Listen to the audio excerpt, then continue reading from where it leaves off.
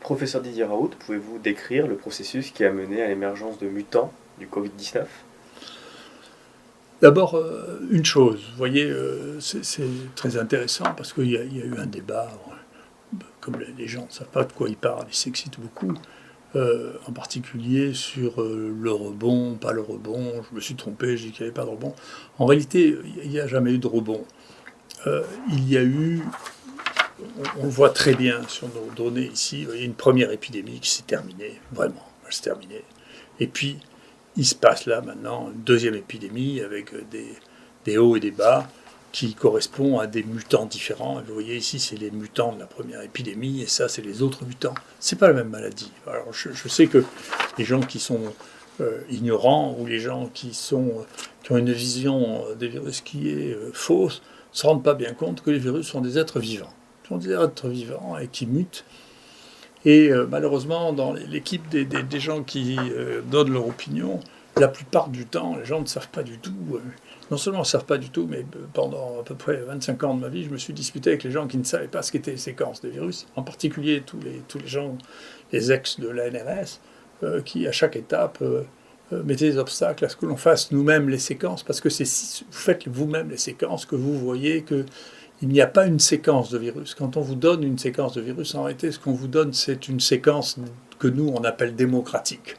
C'est-à-dire, on vous dit, la séquence qu'on vous donne est celle pour laquelle il y a la majorité des bases qui sont comme ça. Mais en réalité, si vous faites des séquençages un peu profonds, c'est-à-dire que vous séquencez l'équivalent de 300, 400, 500 virus, vous commencez à voir ce qui a été appelé pour le virus du sida des quasi-espèces, qu'on voit très fréquemment dans les virus à ARN. C'est-à-dire qu'on voit qu'il existe plusieurs virus à la fois et qu'il y en a un qui risque d'être sélectionné. Par exemple, nous, récemment, on a fait un séquençage profond pour quelqu'un qui était détecté comme ayant le variant dit anglais, dont je vais vous reparler. Et quand on faisait une séquence profonde, on voyait qu'il avait 30% de ce variant anglais, qui avait cette mutation, il avait 70% du plus habituel, qu'on appelle nous le Marseille 4, qui est celui qui sévit en ce moment. Donc, bien sûr, les virus changent, et en fonction de leur changement, eh bien, ils sont susceptibles, quand ils ont changé, qu'ils sont suffisamment différents de ceux de la première épidémie, de causer de nouvelles épidémies. Bon. Donc, ce qui veut dire que on pensait que ce virus avait des mécanismes de réparation tels qu'il n'y aurait pas de variant qui apparaîtrait rapidement. C'est pas vrai. Ces mécanismes sont dépassés pour de multiples raisons. Parmi les raisons dont je vais parler, il y a celle d'un réservoir animal domestique. Et je vous rappelle que je parlais le 5 mai de réservoirs animaux, en particulier domestiques, avec le risque des animaux domestiques. Je ne savais pas qu'il y avait des élevages de visons aussi répandus, ni même qu'il y en avait en France. Et dès août, je expliquais que ce que nous voyions en France, c'était des mutants. Alors, les gens qui ne font pas de séquences ne savent pas ce que c'est que les mutants, mais ils ont une opinion quand même, parce que c'est l'habitude qu'on a, en particulier, qui est révélée dans ce Covid, c'est le nombre de gens qui ne savent pas de quoi ils parlent, mais qui le disent quand même à la télévision, ou parce qu'ils pensent que l'autorité du fait qu'ils ont été nommés à un poste à un autre leur donne une autorité scientifique, ce qui est fantasque. Vous voyez, c'est comme si, je ne sais pas, le ministre de la Culture, d'un coup, commençait à dire que finalement, Léonard de Vinci, ça valait rien. Je ne sais pas en quoi il est qualifié, parce qu'il a été nommé ministre de la Culture pendant 2 ans pour avoir une opinion sur la peinture ou sur la musique. Il donne son opinion comme individu, mais il n'a pas d'autorité pour juger ça. Il ne va pas déterminer la beauté de la peinture ni la qualité de la musique. Et il se passe ça en science, qui est une chose qui est vraiment très effarante. Enfin, revenons un peu à la science, justement, en essayant de simplifier beaucoup ce que nous avons, et puis ce travail, cette présentation, mais qui est très scientifique, qui a fait Étienne de Crolly sur notre site. Qu'est-ce qui se passe dans ce virus ? Parmi les choses qui se passent, eh bien, on a repéré qu'il y a une protéine qui s'appelle Spike, qui est la protéine qui interfère avec nos cellules, une des protéines qui interfère avec nos cellules pour rentrer dans nos cellules. Cette protéine Spike, c'est cette protéine qui a beaucoup varié et qui donne, qu'on voit sur cette image, des coronavirus qui sont plus ou moins associés avec tel ou tel animal. Et vous voyez que les coronavirus, c'est extrêmement fréquent. Et donc, il y en a qui sont spécialisés dans l'humain, dans le chien, dans le chat, dans le lion. Et puis, d'autres qu'on voit chez les furets et chez les visons, d'autres chez la souris, d'autres chez les hamsters. Voilà.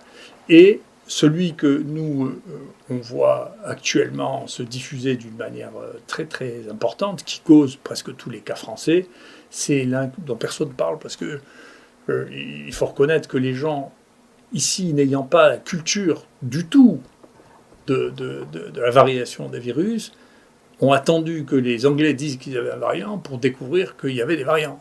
Et donc le variant qui est ici, tout le monde s'en fout, parce que personne n'est capable de se rendre compte qu'il y a un variant ici, alors qu'il représente entre 70 et 90% des infections depuis septembre. Donc vous voyez, c'est très intéressant. Je sais que personne n'est prophète dans son pays.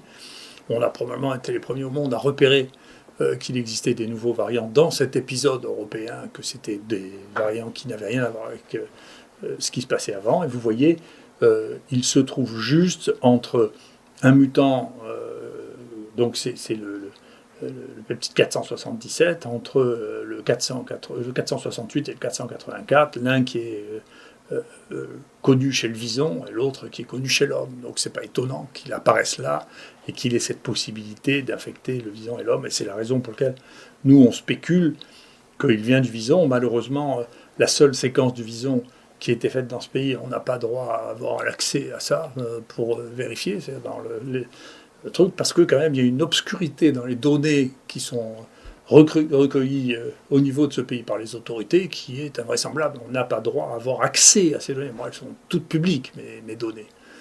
Tous nos génomes complets, ils sont sur J7, tout le monde peut les regarder, mais moi je ne peux pas voir le génome du vison, bien que j'ai demandé à toutes les autorités.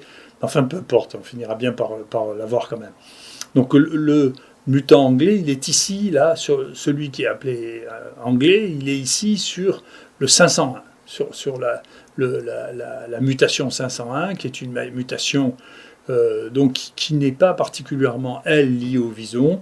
Moi, je continue à avoir l'hypothèse que ces mutants ont été générés par le remdesivir et les anticorps humains qui ont été injectés, parce que les anticorps, maintenant, on le sait, il y a un papier qui a été fait par une des stars de la microbiologie, qui est Rappuoli, qui a montré que si on cultivait ce virus avec des anticorps rajoutés, eh bien, on sélectionnait des virus qui étaient résistants aux anticorps qu'on avait mis. Donc ça marche très bien. Et pour la remdesivir, c'est pareil. Nous, on a ça dans mon laboratoire avec Bernard Escola, qui est en train de montrer que c'est extrêmement facile d'avoir des résistances à la remdesivir. Et donc, il avait été montré que le remdesivir était mutagène sur les coronavirus, avant l'apparition de celui-là, et sur Ebola. Donc, on savait que c'était des agents mutagènes. Et donc, il y a une publication que je rappelle, qui est dans le New England Journal of Medicine, où on montre, bien que ce soit le New England Journal of Medicine qui a passé son temps à faire la publicité pour remdesivir, on montre que chez un patient qui a eu 4 fois des traitements par le remdesivir parce qu'il était un porteur chronique, il n'a jamais été guéri, ça ne marche pas, et que deuxièmement, on était arrivé à avoir des séquences et des variants considérables sous l'influence du remdesivir, donc qui ne marche pas, et qui a aidé, probablement avec l'aide des anticorps qui ont été donnés, à sélectionner des mutants dont le devenir est imprévisible. Les mutants, vous ne pouvez pas savoir à l'avance s'ils vont être dangereux, pas dangereux, contagieux, pas contagieux. Mais en tout cas, c'est une source importante. Et donc, j'ai résumé ça sur ce deuxième tableau qui est peut-être plus simple. Vous voyez, la 477, qui est celui qui circule actuellement, se trouve dans un site dans lequel les mutations sont associées à des pathogènes humains et à des pathogènes de vison, ce qui me laisse penser que ça vient du vison. Le 501 est ici, c'est pas un vison, c'est une souris qui est ici, à côté. Et vous voyez, ça, c'est la molécule, vous voyez, du spike. Et vous voyez ici, où se trouve le 477, le 501 se trouve là. Donc, voilà les données que nous avons sur les variants. Alors, quelle est la conséquence de ces variants? Est-ce que c'est vraiment plus épidémique? Est-ce que c'est plus dangereux? Je ne sais pas, il faudra voir les données. Encore une fois, si on revient sur nos données, qui ont été très négligées, parce que personne ne voulait accepter l'idée que c'était une nouvelle épidémie avant il y ait les observations anglaises, tout ce qu'on faisait nous, ça ne comptait pas. Ce que l'on voit là quand même, c'est que cette épidémie-là, avec ce variant 4 qui a commencé en septembre, est quand même beaucoup plus longue, beaucoup plus épidémique, et par la force des choses a tué plus de gens, parce que la proportion des gens morts et leur âge et leurs conditions est la même. La moyenne d'âge des gens qui sont morts, c'est 80 ans. Mais comme ici ça a duré 1 mois et demi et que ici ça dure depuis septembre jusqu'à janvier, il y a beaucoup plus de morts. Donc cette épidémie-là est aussi beaucoup plus contagieuse par définition, dure beaucoup plus longtemps que la première épidémie que nous avons. Et donc je pense que ce qui se passe avec le mutant anglais, je ne suis pas très inquiet par l'existence de ce mutant anglais. Alors ce mutant anglais, on en a eu ici, bien sûr, de gens qui sont venus d'Angleterre, ça passe par les frontières. On en a eu qui sont venus du Liban, ça flambe au Liban à peu près. On travaille avec les Libanais, à peu près la moitié des cas que nous avons eus de séquences du Liban étaient des mutants anglais. On en a eu qui sont venus de Dubaï. On en a eu une qui a attrapé ça à l'aéroport, sans voyager. Ça arrive hein, dans les aéroports, bien sûr, les choses circulent. Voilà, on a eu aussi... Il y a un dérivé il y a d'autres mutants qui ont cette mutation, mais qui n'ont pas les autres modifications dans le génome identiques à celles du mutant anglais, qui sont le mutant sud-africain et brésilien. Donc ça, on en a de gens qui viennent des Comores, parce que le mutant sud-africain est passé assez facilement aux Comores. Si vous connaissez un peu la géographie, vous pouvez le comprendre, c'est pas très loin. Et puis on a encore d'autres mutants nouveaux qui ont cette mutation et qui n'ont ni le génome des Brésiliens et des Sud-Africains, ni celui des Anglais, qui sont encore d'autres nouveaux. Ceux-là, on ne sait pas ce qu'ils deviendront. Donc ce qu'on voit, c'est que c'est un virus qui mute et que donc on verra plusieurs mutations et que la vie avec... ce virus, on ne sait pas combien de temps ça va durer. Donc il va falloir peut-être à cette occasion reprendre des leçons de base pour comprendre comment les choses se passent et les gérer en prenant compte de la leçon de la dernière année. Est-ce que ces mutations peuvent avoir des conséquences quant à l'efficacité du vaccin, des vaccins ? C'est une très bonne question et ça va dépendre de quel vaccin nous parlons. Il y a dans la science occidentale une dérive réductionniste qui est dangereuse. C'est-à-dire de dire, écoutez, voilà, puisqu'on sait, qu'on croit savoir en réalité, que c'est la protéine spike qui est essentielle, qu'il n'y a qu'elle, on fait des vaccins avec la protéine spike. Et donc ça veut dire que c'est comme si vous jouiez à la roulette et que vous mettiez le paquet sur un numéro. La chance que ça marche, alors si ça marche tant mieux, vous gagnez le bingo, c'est ce qui s'est passé, hein, il va gagner beaucoup là. Mais la chance que ça ne marche pas est plus grande que si vous jouez rouge et noir, vous voyez, ou si vous jouez petit-grand, ou père-impair, je ne sais pas très bien, je ne suis pas un spécialiste de la roulette. Et donc c'est plus dangereux de tout baser sur Spike que... Et d'ailleurs, je m'excuse, les Chinois qui sont plus malins que nous, ils n'ont pas du tout fait ça comme vaccin. Ils ont fait un vaccin qui sont des virus inactivés dans lequel il y a le virus entier. Donc si le spike ne marche pas, on peut espérer que la protection qui serait donnée par les autres protéines, les protéines qui répondent comme ça, on appelle ça les épitopes, permettrait d'avoir une protection relative. Est-ce que si vous misez tout sur le spike, si le spike change, alors vous avez tout perdu. Est-ce que si vous avez toutes les protéines, peut-être que vous êtes moins spécifique, mais vous ne perdez pas tout s'il y a une protéine qui change. Alors, est-ce que ça va changer quelque chose ? C'est compliqué. Vous voyez, sur cette image, on voit les protéines, les épitopes, dont on sait qu'ils sont des cibles des anticorps. Donc, si on met des anticorps pour neutraliser, eh bien, voilà ce que sont les cibles. Et donc, vous voyez que ce n'est pas par hasard qu'on retrouve la 477, qui est celle que nous, on a appelée Marseille 4, qu'on a découvert en premier. Vous avez la 501, d'accord, qui sont deux cibles de la réponse aux anticorps. Donc ça veut dire que si vous changez cette cible-là, vous risquez d'avoir les anticorps qui marchaient, ils ne vont plus marcher. Et peut-être pour celle-là aussi. Alors, ça a été vérifié sur ce travail. C'est toujours des travaux qui ont été présentés par Étienne de Crowley. Eh bien, qu'est-ce qui se passe? Eh bien, si vous mettez effectivement la 501, ce qui se passe, si vous changez la 501, ce qui se passe, c'est les anticorps qui ont été générés par des patients vaccinés ne marchent plus. Donc ça veut dire que la possibilité, si l'immunité donnée par la vaccination est seulement une immunité donnée par les anticorps, ça ne marchera pas. Et donc si vous faites des transfusions de plasma avec la première épidémie et que vous avez un mutant anglais, ça ne marchera pas. Si on peut extrapoler à partir des données scientifiques à ce que nous voyons, mais c'est plausible en tout cas. Voilà, donc ça pose une question, et donc ça permet de revenir, ça comprend, ça explique une espèce d'affolement récurrent qu'on voit chez les gens qui se trouvent à prendre des décisions actuellement qui doivent être plus calmes. C'est qu'il n'y avait pas de baguette magique avec le remdesivir qui a probablement aggravé le problème épidémique. En tout cas, c'est mon interprétation. J'espère qu'on ne va plus en prescrire. Enfin, il faut arrêter. Ça ne marche pas. On a la preuve que ça ne marche pas.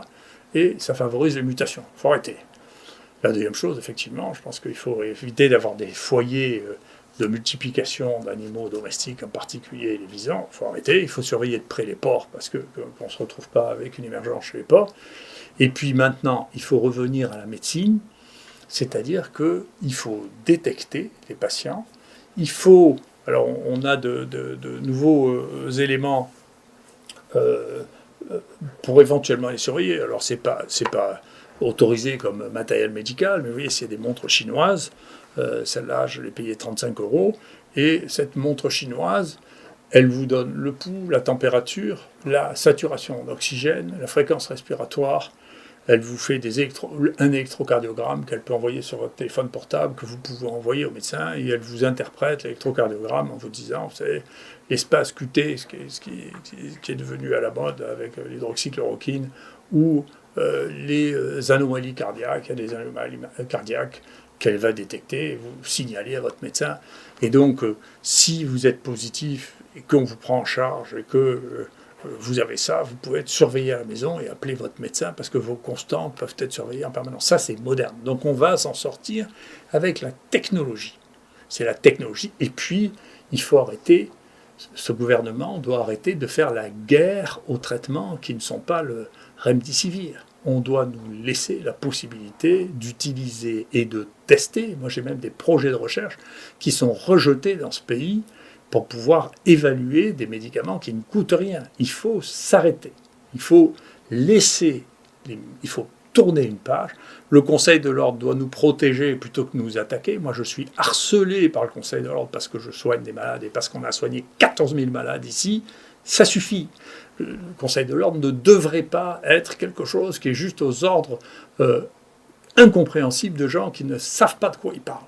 Ce n'est pas le Conseil de l'ordre qui va dire la science. Il est sorti un arrêté en décembre qui, maintenant, ça va être le Conseil de l'ordre qui va dire ce qui est scientifiquement établi. Mais vous rigolez, ce Conseil de l'ordre, prenez tous les gens qui sont là, vous les comparez ce qu'ils ont fait dans leur vie par rapport à ce que j'ai fait dans la thérapeutique des maladies infectieuses. C'est eux qui vont me dire ce que je dois faire.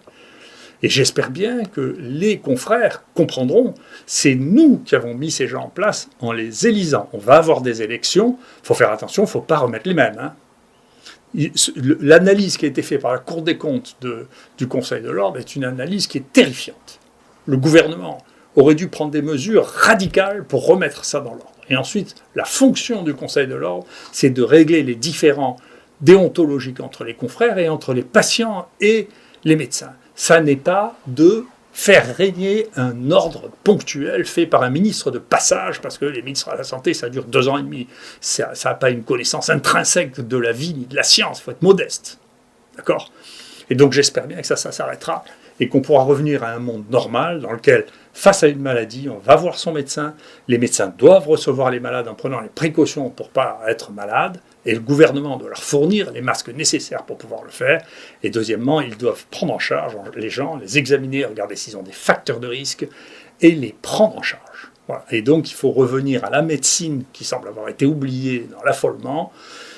Et quant au risque et à la mortalité, écoutez, on verra, je vous en reparlerai, mais globalement, nous, les gens qui meurent ont en moyenne 80 ans, ce qui ne devrait pas changer d'une manière radicale l'espérance de vie qui est déjà de 80 ans. Donc on ne voit pas très bien comment ça changerait l'espérance de vie qui est de 80 ans si les gens qui ont 80 ans meurent. Bien sûr, si on peut prolonger leur vie, et c'est ce qu'on fait avec des moyens techniques aussi, l'Optiflow qui nous permet d'oxygéner les gens sans les envoyer en réanimation. Tout ça, il faut nous servir de la technologie actuelle et de tous les moyens qui sont à notre disposition pour soigner les gens. Et cette espèce de censure sur les médicaments anciens, associée à une incapacité à utiliser les moyens technologiques nouveaux, sont inquiétants. Merci beaucoup.